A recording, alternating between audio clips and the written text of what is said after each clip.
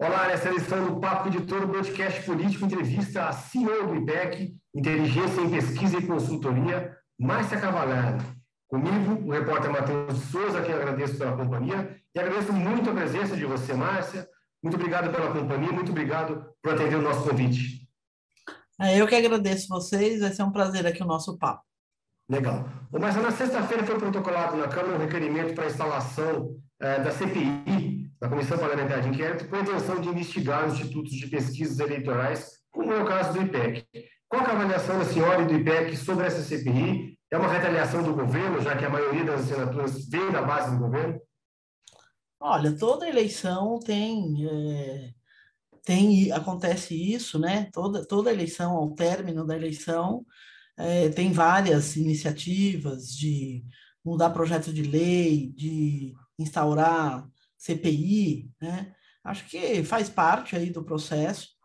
Eu acredito que é desnecessário no sentido de que a legislação eleitoral que a gente tem é bastante rigorosa.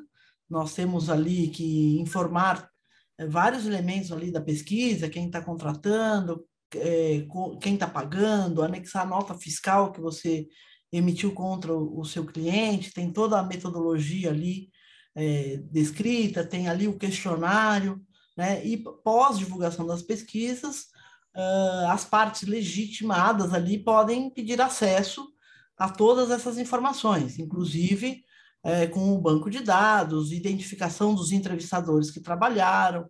Então, assim, a legislação ela é rigorosa, ela dá ali vários elementos que também poderiam ser utilizados ali, esses mecanismos, para ter acesso ao conjunto das informações da pesquisa, né? Então, não teria necessidade de ter uma CPI.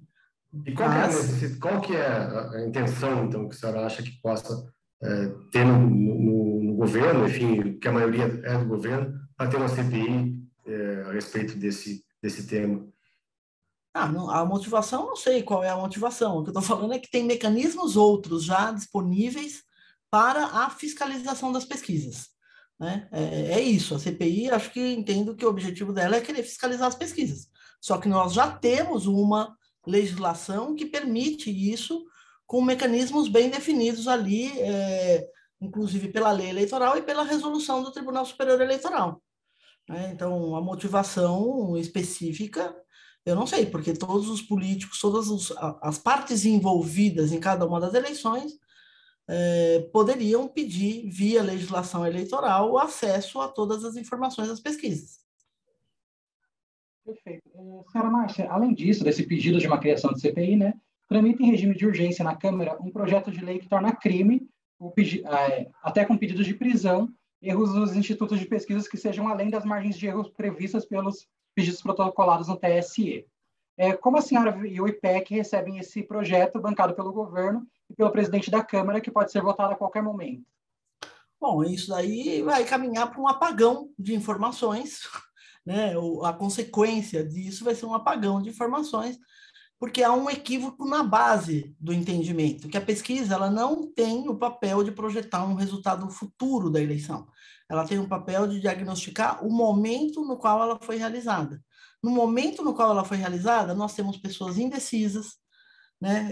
Nessa eleição especificamente, não na presidencial, mas nas estaduais, nós tivemos números altíssimos na véspera da eleição, pessoas que não sabiam ainda em quem votar para governador e para senador, né? Por exemplo, em São Paulo tínhamos 40% na véspera que não sabia dizer em quem votar para governador na pergunta espontânea, né? Quando a gente faz a pergunta espontânea e faz a pergunta estimulada, normalmente o que a gente vê é uma convergência das duas perguntas, o que vai mostrando a consolidação do voto, né? Quando não tem essa convergência, não teve essa convergência, é de se esperar que tenha movimentações rápidas e bruscas, né? Porque o eleitor entra lá e decide em quem ele vai votar. Ele está demonstrando ali, na hora que a gente está levantando a pesquisa, uma preferência, mas não quer dizer que ele vá votar daquela forma, né? A gente não está medindo na pesquisa um comportamento eleitoral. A gente, na pesquisa, está medindo uma intenção de voto, né? Uma intenção, é uma atitude, não é um comportamento eleitoral. Por isso que a gente sempre diz que as únicas pesquisas que podem ser comparadas com o resultado das urnas são as pesquisas de boca de urna, porque essas sim medem comportamento eleitoral e não atitudes, não intenções, né? Então, ainda mais aí, com uma antecedência, se eu estou dizendo que na véspera tem uma proporção enorme de eleitores que ainda não sabem quem votar, imagina com antecedência, né? Então, se vingar isso daí, ninguém mais vai divulgar pesquisa, vai ficar um apagão de informações, vai ficar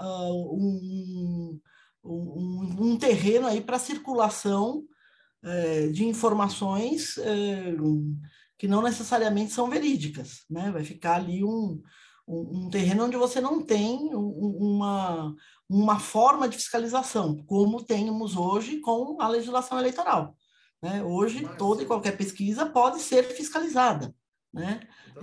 Nós mesmos, ao longo dessa eleição, tivemos vários pedidos de acesso às informações completas da pesquisa em vários estados, né?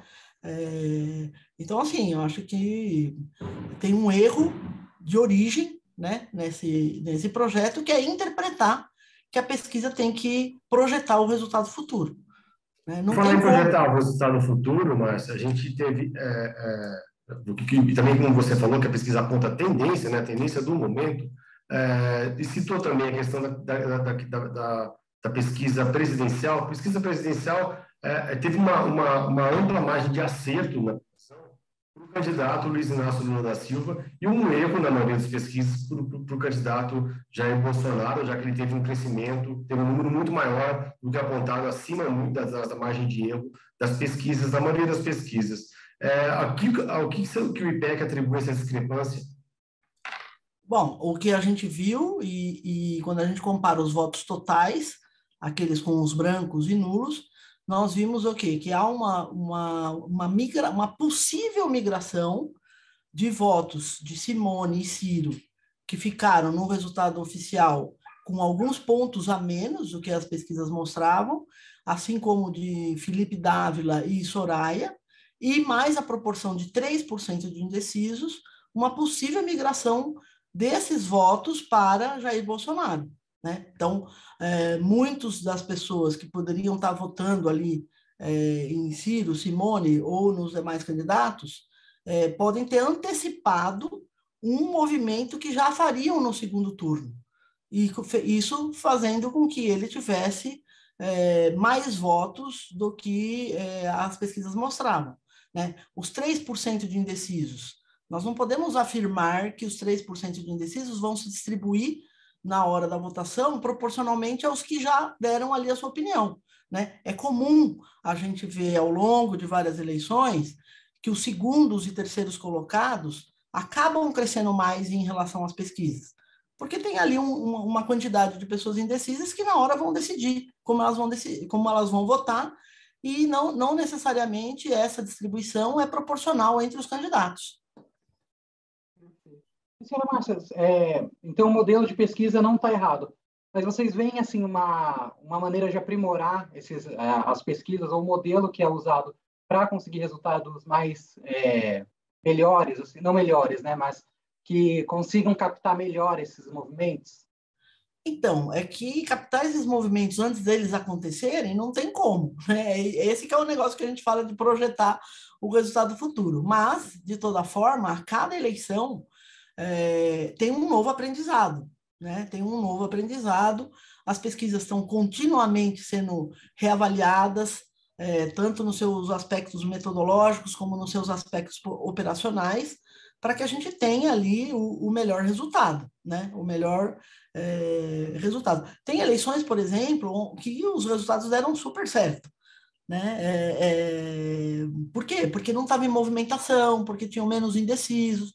Então, depende muito do quadro. Se o quadro está em evolução, se você tem uma proporção de indecisos muito grande ou não, se você tem uma disputa que está muito acirrada ou não, né? Então, assim, eu acho que sempre tem essa preocupação, porque o Instituto de Pesquisa, a única coisa que ele tem é credibilidade, né? Então, não é porque o Instituto quer, né? Porque ele vive da credibilidade. Então, assim, a gente está sempre procurando aprimorar aí os métodos, Mas tem algumas dificuldades, né? Por exemplo, o tamanho da abstenção, o perfil dessa abstenção, né? Os dados históricos passados podem ser projetados para o futuro, né? Tem vários questionamentos aí que a gente faz. Redes sociais, como incorporar, por exemplo, movimentos que nós vemos nas redes sociais nas pesquisas de intenção de voto. Então, quer dizer, tem um caminho aí de estudos que é sempre contínuo, né? Que é sempre contínuo no sentido de a gente buscar ter uma metodologia do ponto de vista técnico e operacional que consiga abarcar todas essas variáveis que não são do controle da pesquisa, mas que acontecem, né? Não é do controle da pesquisa. Não é do controle da pesquisa no sentido da amostra, como você está desenhando a amostra, né? Não é uma variável que você tem controle do que você está fazendo. São variáveis de coisas que acontecem aí na campanha e que impactam muitas vezes de forma não distribuída proporcionalmente entre os candidatos, né? Por falar em variáveis, Márcia, do que se falou muito depois do primeiro turno, né? A gente inclusive publicou no broadcast político, de um lado, a possibilidade de que eleitores bolsonaristas tenham sido orientados a não responder às pesquisas ou responder errado às pesquisas. E do outro, a gente inclusive conversou com alguns cientistas políticos de que o entrevistador que vai às ruas, procuraria uma pessoa que, por ser uma pessoa teoricamente mais humilde, mais que faz a entrevista, procuraria uma pessoa que seja mais ligado a ela para entrevistar, e isso traria voto para Luiz Inácio Lula da Silva. E é possível que essas duas variáveis tenham ocorrido e tenham sido realidade nesse primeiro turno? Olha, são hipóteses que podem sim ter acontecido, né? O que nós sentimos, por exemplo, em relação à recusa, né? Sempre, toda pesquisa tem um percentual de recusa, sempre tem. Quando essas recusas acontecem de forma aleatória, isso não impacta no resultado que você está levantando. Agora, se sistematicamente essas recusas acontecem em função de um determinado perfil de eleitor, e nós temos uma eleição onde tem uma clivagem social forte entre os dois candidatos a presidente, isso pode sim impactar, né? Então, nós percebemos, sim, um aumento de recusas, mas não a ponto de a gente ficar preocupado com este volume, né? Ficou um pouco acima, mas não tão acima a quantidade de recusas que nós tivemos, né? Com relação ao entrevistador, né, de efeito do entrevistador, o efeito do entrevistador, assim, a gente usa, na maioria dos casos, a grande maioria, entrevistadores que têm ensino médio, né, que é a maioria da população, né, de maneira que o entrevistado também não se sinta inferiorizado, vamos dizer assim, se tivesse a gente trabalhando com entrevistadores, por exemplo, só de nível superior, né? Então, a gente usa, na maioria dos casos, um perfil de entrevistador que se assemelha ao perfil da população, né? Nesse caso que você está falando do entrevistador buscar uma pessoa parecida, mais parecida com ele, para poder fazer a entrevista, ele tem cotas para cumprir, né? Ele não pode entrevistar quem ele quer, né? Na hora que a gente monta a amostra, a gente define qual é a proporção de pessoas que tem que ser entrevistados por gênero, por idade, por escolaridade, né? Por condição de ocupação.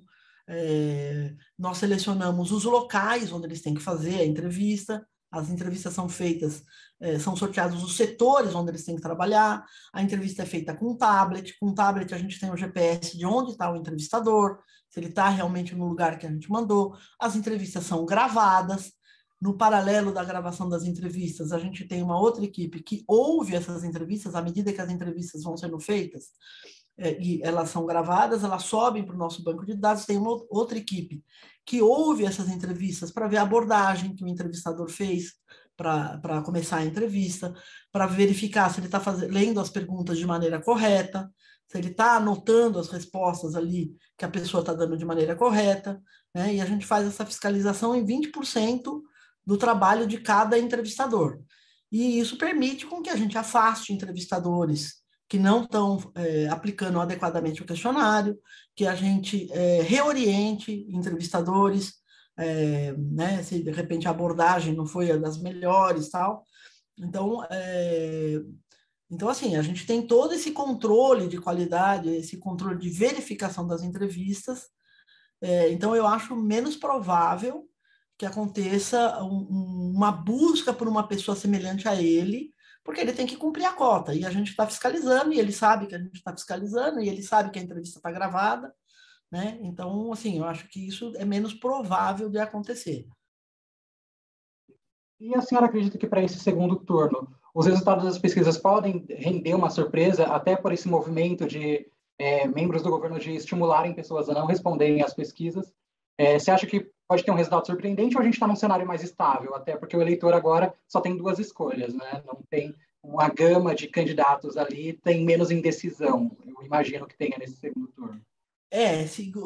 Historicamente, segundo turno tem uma precisão maior das pesquisas, exatamente porque o processo decisório do eleitor é mais fácil, né? São 2 candidatos em que ele já conhece do primeiro turno, né? O processo decisório do primeiro turno é muito complexo, né? Ele tem que decidir por deputado estadual, deputado federal, governador, senador, presidente. E a cabeça do eleitor, ele decide primeiro o presidente, né? E depois ele vai nos outros. E a urna eletrônica é o contrário, né? O presidente é o último, né? Então, é um processo decisório complexo para o eleitor, né? Então, por exemplo, eu acho que teve muito alinhamento de voto entre governador e senador e presidente na última hora, não só para os 2 lados, né? Tanto para o Bolsonaro quanto para o Lula. Né? Porque, por exemplo, candidatos que eram do PT, onde o PT estava forte, também deram uma crescida na reta final, né? Como, por exemplo, a Bahia, o Ceará, o Piauí. Então, para mim, há um movimento de um alinhamento do voto na hora do eleitor fazer a prova dele, né? A colinha dele ali, há um alinhamento ali do voto. Tanto é verdade que aqui em São Paulo, não sei se vocês observaram, teve uma matéria que para governador, voto nulo com o número 22. Porque não tinha. O Tarcísio da base, da coligação ali do presidente Bolsonaro, mas ele não é número 22. Ele é 10. Foram mais de 500 mil votos, parece, nos que seriam isso, então, isso é uma coisa de que teve um alinhamento de voto. Né? Teve um alinhamento de voto, e daí, se ele botou 22 no lugar do governador, virou voto nulo, porque não existia o candidato com o número 22, né? Então, a gente percebe, sim, que houve um alinhamento de voto, e como o voto de governadores e senadores em alguns estados, né? Não todos, mas alguns estados, tinha essa volatilidade maior, por uma indefinição maior, por uma proporção de pessoas que diziam que o voto ainda não era definitivo, significativa, uma proporção de pessoas que na pergunta espontânea ainda não tinham um candidato definido, né? Então, teve essa movimentação de última hora mesmo, né? Márcia, por falar em movimentação de última hora, uma das bandeiras dos candidatos, dos 2 candidatos a presidente no segundo turno convencer o eleitor a votar. A gente não vai ter grandes segundo turno em grandes colégios eleitorais como Minas Gerais, como no Rio de Janeiro, por exemplo. Isso pode trazer uma diferença trazer uma abstenção, no caso, né? A gente tem feriados aí antes, tem dia do funcionário público, Padre Cícero, tem alguns locais que não vai ter votação, enfim, não vai ter votação para presidente, para governador, só para presidente. Isso pode trazer alguma discrepância entre o apontado na pesquisa e o apontado nas urnas no próximo domingo? Olha, isso é uma hipótese, porque segundo turno sempre tem abstenção maior. Né? Eu, inclusive, agora estava fazendo uma análise meio histórica de ver estados que tiveram segundo turno com o governador junto e estados que não tiveram, para ver essa proporção, né? De quanto aumenta ou não. Mas, por exemplo, Minas, eu olhei 2014, eu olhei 2018, né? Não tinha uma diferença tão grande, com ou sem segundo turno para governador. São Paulo também não, né? Mas isso é uma coisa observada na eleição de 2014 e de 2018, né? Não sei nessa que pode acontecer, né? Se, porque é uma eleição mais polarizada, vai atrair mais gente para ir votar, ou não, né? Então, assim, eu acho que muda, a abstenção desse segundo turno é sempre mais alta, é sistematicamente mais alta, e também a gente tem um quadro, né, onde, se a gente olhar os resultados do primeiro turno, estado por estado, as diferenças entre Lula e Bolsonaro são bem distintas entre estados, né? Estados onde Bolsonaro acabou muito na frente, estados onde Lula acabou muito na frente, estados onde acabou mais empatada ali a eleição. Então, dependendo da proporção de abstenção nesses estados, pode sim ter algum impacto na pesquisa, né? Pode sim. Para encerrar, não sei se o Porto vai ter outra pergunta, mas a minha última seria se a falta de bases de dados mais confiáveis no Brasil, como é o caso do censo, que de mais de uma década atrás prejudica o levantamento dos institutos de pesquisa, se a gente precisa atualizar o censo para poder melhorar esse tipo de... Olha, o uso do censo, a gente quase não faz nas pesquisas eleitorais por conta exatamente da defasagem, né?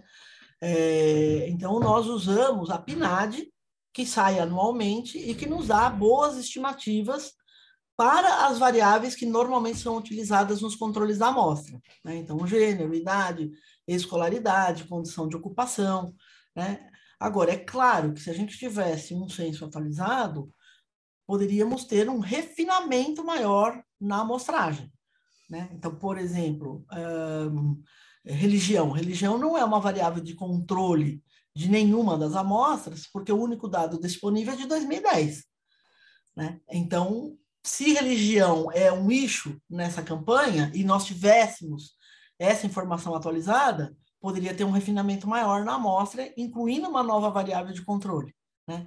Hoje, o que a gente está fazendo a religião vem como um resultado de pesquisa. Então, já que a gente está estimando ali o eleitorado como um todo, nas suas características demográficas e geográficas, a gente está levantando a religião e a religião vem como um resultado.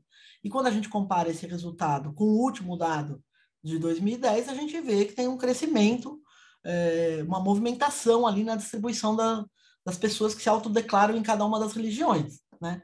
Então, ela vem como um resultado. Se nós tivéssemos um dado mais atualizado, as amostras poderiam ser mais refinadas, a gente poderia ter um refinamento, né? Mas eu não acho que por uma eleição municipal seria assim um problema muito grave, porque a gente não tem na PNAD nenhum dado municipal. A gente só tem informações para o país como um todo, para os estados como um todo, para as regiões metropolitanas e o interior dos estados, ou capital e o interior, quando não há região metropolitana no estado em questão, né? Então, para municipal seria assim um problema muito grande, né? Porque nós teríamos que fazer várias estimativas e, para isso, teríamos que assumir várias premissas que podem não ser verdadeiras nesses 12 anos aí que passaram, né? Você pode ter que assumir uma premissa e que, na verdade, o município cresceu para um outro lado que não a premissa que você adotou, né? Então, numa eleição municipal, sim, seria bastante problemático, mas na eleição estadual e presidencial, agregaria, sim, para um refinamento maior da amostra. Legal. Márcia Cavalari, CEO do IPEC, eu queria agradecer muito a presença da senhora aqui no Papo com o Editor. Eu queria agradecer ao Matheus Souza, que está fazendo companhia para a gente nessa entrevista. Agradecer ao Ricardo Negrati, que está fazendo edição nesse programa. E agradecer a todos que acompanharam mais uma edição do Papo com o Editor aqui no Broadcast Político.